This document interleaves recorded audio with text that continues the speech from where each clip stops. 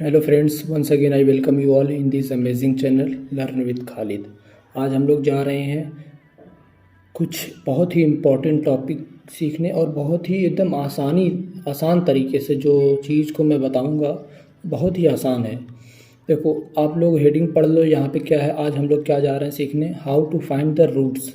ये class 11th की topic है, लेकिन कम्पिटेटिव एग्ज़ाम के पॉइंट ऑफ व्यू से बहुत ही ज़्यादा इंपॉर्टेंट पॉइंट है, इसलिए मैंने इसकी एक सेपरेट वीडियो बनाई है। ये क्वाड्रेटिक इक्वेशन क्लास 11th का ये टॉपिक है और इसमें कुछ कॉम्प्लेक्स नंबर के भी टॉपिक हैं।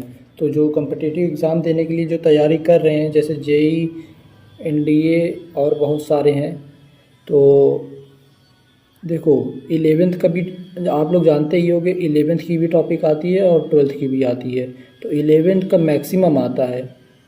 ठीक, चलो मैं बता रहा हूँ कि कैसे, मतलब आसान तरीके से आप लोग कैसे क्वाड्रेटिक इक्वेशन को आसान तरीके से, कुछ इक्वेशंस होते हैं जिसको मैं तो एकदम समझ जाओ कि मैं फैक्टराइजेशन मेथड से बताने वाला नहीं हूँ, क्योंकि बहुत ऐसे इक्वेशंस होते हैं जिससे कि तुम वो फैक्टराइज होते ही नहीं है फैक्टराइजेशन मेथड से। तो उसी उसी प्रॉब्लम को सल्यूशन लेके आया हूँ मैं, कि कोई भी इक्वेशन दिया रहेगा, तुम एकदम आसानी से उसका रूट फाइंड कर सकते हो, अल्फ़ा और बीटा। देखो मैं बता रहा हूँ कैसे निकालते हैं अल्फ़ा और बीटा। देखो, जैसे मान लो कि तुमको दिया गया है, मैं पहले बता दे रहा हूँ, जैसे इंट्रोडक्शन होता है ना, पहले वो मैं बता रहा हूँ कैसे आप लोग निकालोगे। तो आप लोगों ने पढ़ा होगा सीधरा चार फार्मूला, वही मैं बताऊंगा, लेकिन उसमें कुछ मॉडिफिकेशन है, बस इतना ही सिंपल सा है, जो कि वो आर डी शर्मा के ही बुक में सिर्फ मिलेगा। मैं प्रमोशन नहीं कर रहा किसी बुक का। आर डी शर्मा एक ऐसी बुक है जो आपको बहुत बहुत कुछ सिखा देगी।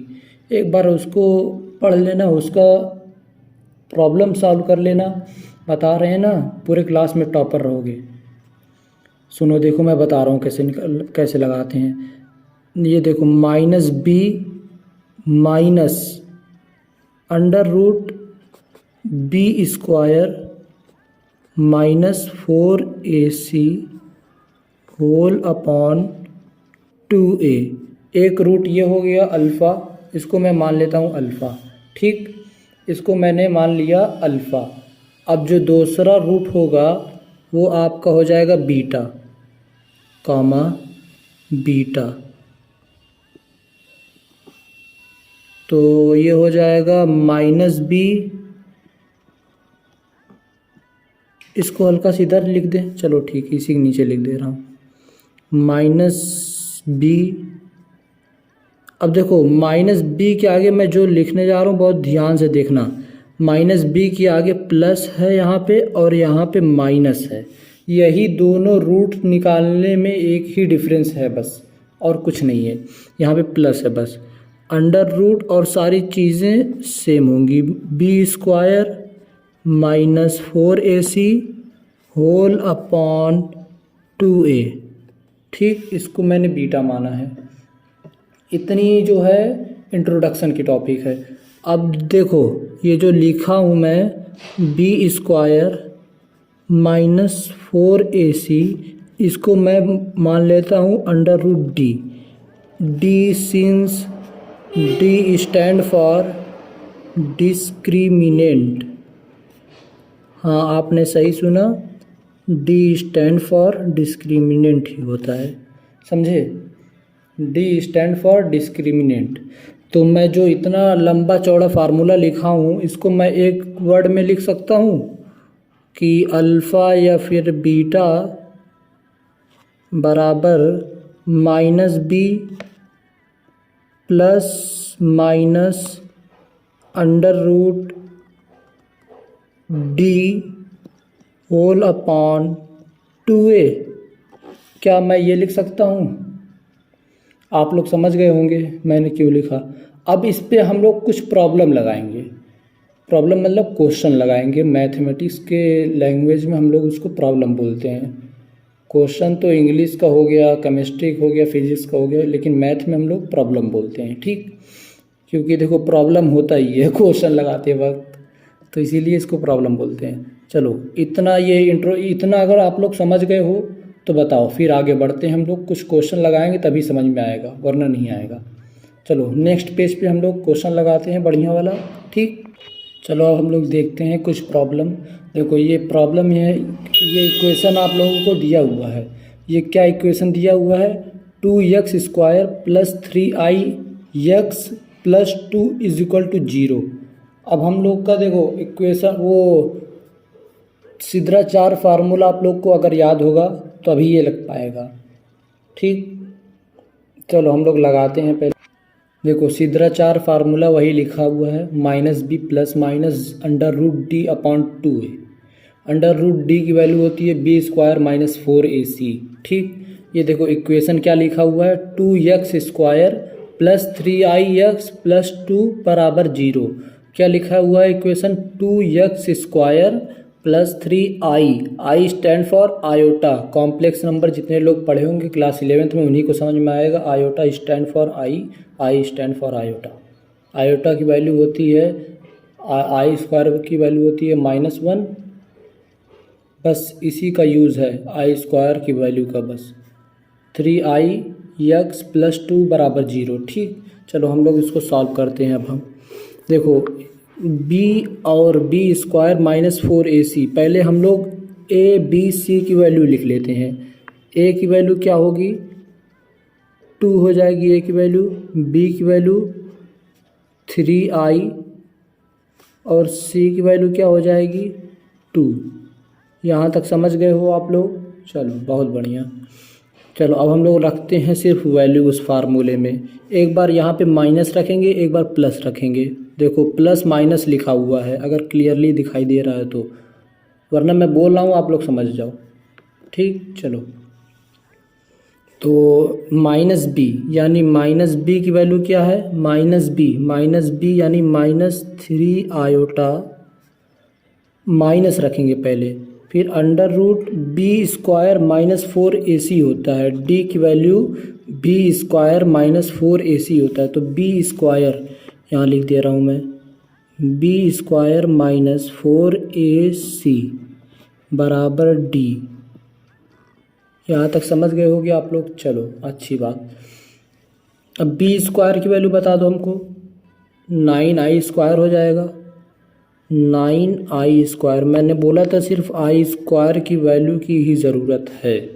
9i² - 4, a की वैल्यू बोलो जल्दी से 2, c की वैल्यू बोलो 2, whole upon 2 × a, whole upon 2a, 2 whole upon 2a, तो 2 यहाँ पे है ही और a की वैल्यू 2 है, यानी 2 × 2 लिख सकता हूँ मैं। चलो अब इसके आगे देखो, अब -3i, फिर 9i², i² की वैल्यू -1 होती है। मैंने आप लोगों को बताया है i² की वैल्यू -1 यानी -9i हो जाएगा, -9 हो जाएगा। ठीक, i² की वैल्यू -1 पुट करोगे, देखो i² की वैल्यू होती है -1। ठीक, तो यहाँ पे जब 9 लिखा हुआ है, 9 × -1 करोगे तो -9 आएगा। -9 × ये इसका मल्टीप्लाई करोगे तो -16 आ जाएगा। ठीक, -9 और -16 बराबर कितना होता है? -25 हो जाएगा। -25। ठीक, चलो होल अपॉन 2 × 2, 4 हो जाएगा। इतना बेसिक मैं इसलिए बता रहा हूँ ताकि आप लोग समझ जाओ। एक बार समझ गए, मैं बता रहा हूँ, गारंटी दे रहा हूँ ना, फिर कोई भी इक्वेशन का रूट तुम एकदम सेकंड में निकालना सीख जाओगे। ये जो इतना वैल्यू पुट करोगे ना, नहीं पुट करने की ज़रूरत पड़ेगी। ठीक, चलो तो आगे बढ़ते हैं अब इसके हम लोग। फिर -3i, अब देखो ये जो माइनस अंदर है, इसको बाहर, इसको माइनस अंडर रूट में तो देखो माइनस हो नहीं सकता। अंडर रूट में क्या माइनस होता है? नहीं होता। तो अंडर रूट को माइनस में से निकालने के लिए, माइनस को अंडर रूट में से निकालने के लिए हम लोग आयोटा का यूज़ करते हैं। तो जब आयोटा को बाहर करोगे तो -3i माइनस आयोटा हो जाएगा और अंडर रूट 25 बचा अंदर। अब आयोटा हम लोग ने माइनस माइनस की जगह पे आयोटा लगा दिया। ठीक, तो फिर अब अंडर रूट 25 बचा। अब अंडर रूट 25 को हम लोग 5 लिख सकते हैं, बाहर निकालेंगे तो ये हो जाएगा 5 और होल अपॉन में 4। तो अब इसके आगे जो थोड़ा सा एक स्टेप बस है, तो -3i - 5i, इसको मैं लिख सकता हूँ ना कि -3i - 5i होल अपॉन 4। ठीक, अब इसको -3i - 5i, तो -8i हो जाएगा, 8i होल अपॉन 4, तो यानी ये हो जाएगा -2i। ठीक, -2i, ये आ गई एक रूट की वैल्यू।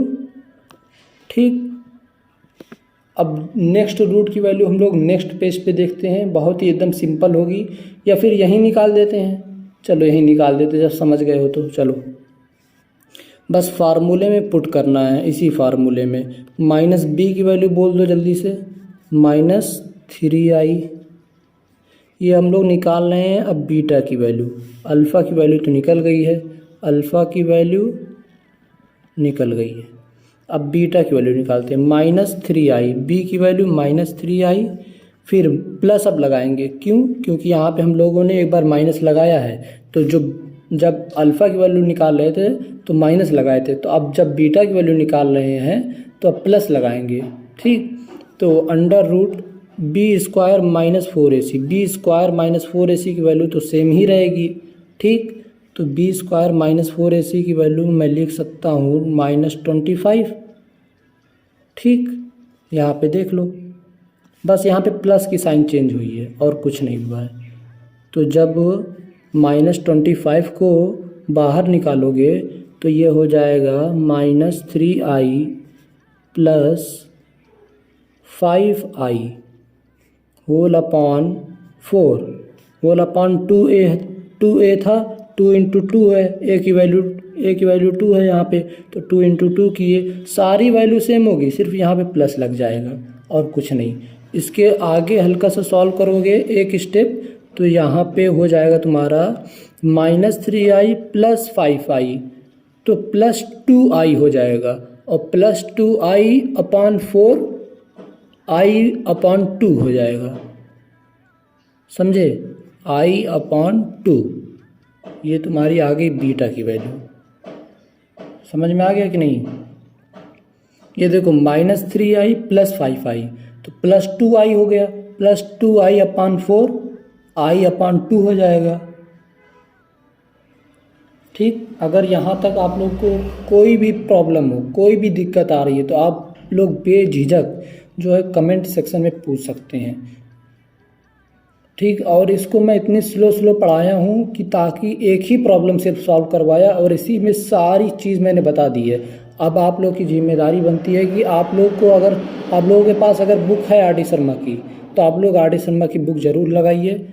उसकी बुक का फ़ोटो मैं प्रॉब्लम जितने क्वेश्चंस हैं इस पर बेस्ड सारे प्रॉब्लम को मैंने शेयर किया हुआ है फ़ोटो पे, ये, और मतलब कि पीडीएफ फॉर्म में अपलोड होता है कि नहीं, शायद मैंने किया हुआ है, जाके आप लोग चेक कर लीजिए। बहुत सारे कुछ है, PYQ भी है, जो लोग क्लास 12th में हैं वो लोग भी जाके दे सकते हैं, जो क्लास 10th में है 10th के भी PYQ हैं, बहुत सारी चीज़ें हैं। आप लोग जाके इंस्टाग्राम पे हमको फॉलो कीजिए और वहाँ से आप लोग अपना जो है सारे क्वेश्चन का प्रॉब्लम बनाइए। जो ना समझ में आए, जो कहाँ चाहे कहीं भी किसी भी चैप्टर में किसी भी टॉपिक में प्रॉब्लम होती है, तो आप लोग हमसे पूछ सकते हैं बेझिझक।